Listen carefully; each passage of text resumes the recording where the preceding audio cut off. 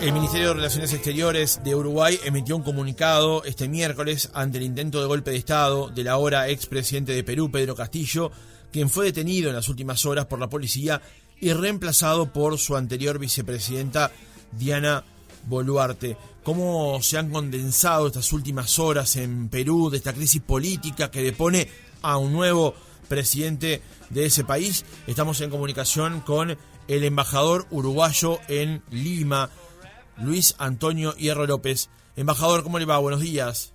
Buen día. Y embajador, ¿cómo han sido estas últimas horas en Perú? Mire, de tranquilidad en la noche hasta donde sé, aquí es muy temprano, son las 7:40 de la mañana todavía, y los informativos de la mañana y las páginas web de los diarios dan cuenta que hubo normalidad, no hubo ningún incidente, no hubo ninguna manifestación en contra. Anoche en el centro de Lima hubo algunos partidarios de Castillo, pero no hubo incidentes. Esto es un dato muy positivo para todos. Uh-huh. El segundo tema es que efectivamente está detenido, acusado por la Fiscalía de dos cuestiones muy severas, que son rebelión y conspiración. Y esto puede significar que al presidente Castillo se le juzgue rápidamente por estos asuntos.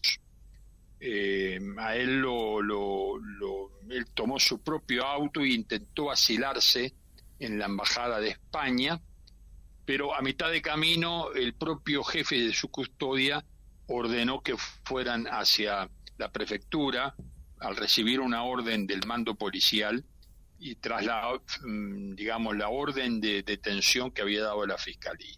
Uh-huh. Eso es lo que refiere al presidente Castillo. Uh-huh.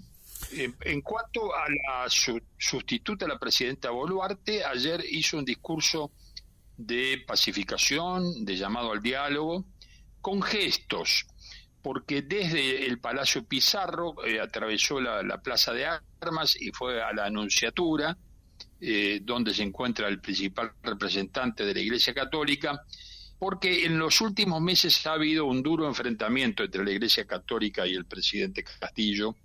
La Iglesia había promovido varios caminos de diálogo y el gobierno de Castillo los había desarticulado, y la Iglesia reclamaba airadamente por esa situación. Entonces, entre sus llamados al diálogo y sus gestos, la señora Boluarte inició, yo creo que de buena manera, su presidencia, que no va a ser fácil porque hay fraccionamiento político, faltan posición, hay una serie de inconvenientes, pero hay una serie de activos que tienen que ver con la resolución de la presidenta de iniciar un diálogo y de tener un gabinete de ancha base que represente en lo posible a varias tendencias que están reflejadas en el Parlamento. Uh-huh.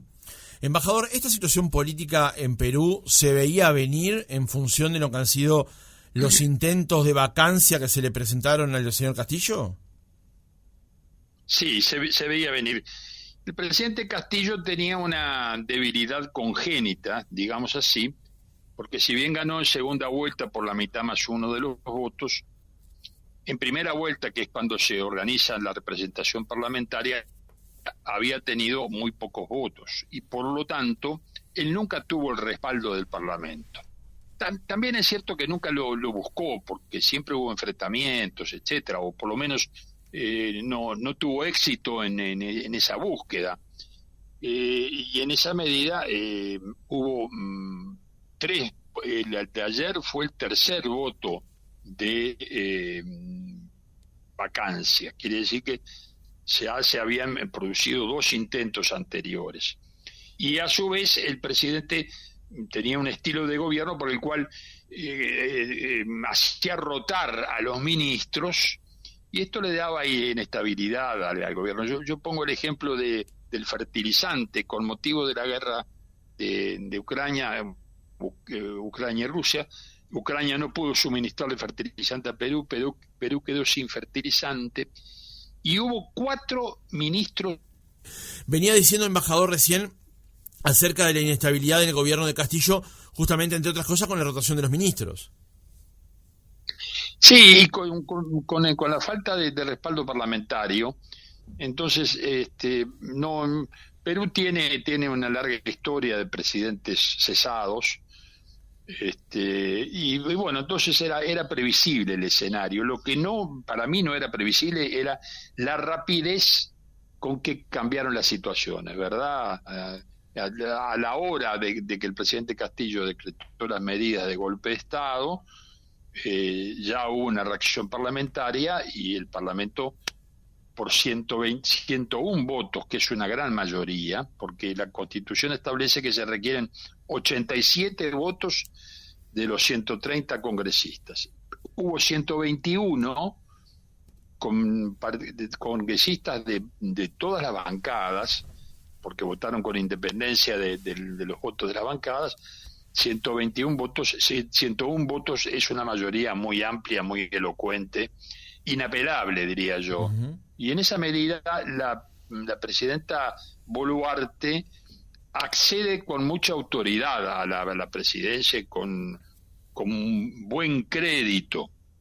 Y antes de que se nos corte de vuelta, lo que yo quiero decir es que Perú sale democráticamente fortalecido, porque hizo valer las instituciones democráticas, los procedimientos democráticos y, yo diría, el talante, la forma de ser democrática ante un intento de golpe de Estado. Y eso es de enorme importancia para Perú y yo diría que para toda América Latina. Claro.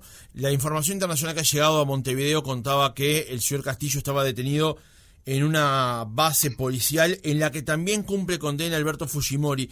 Y quería señalar esto porque el recuerdo inmediato que se tiene en Perú de un autogolpe fue del propio Fujimori en los 90, cuando también disolvió el Parlamento y avanzó en lo que finalmente Castillo ayer no pudo concretar.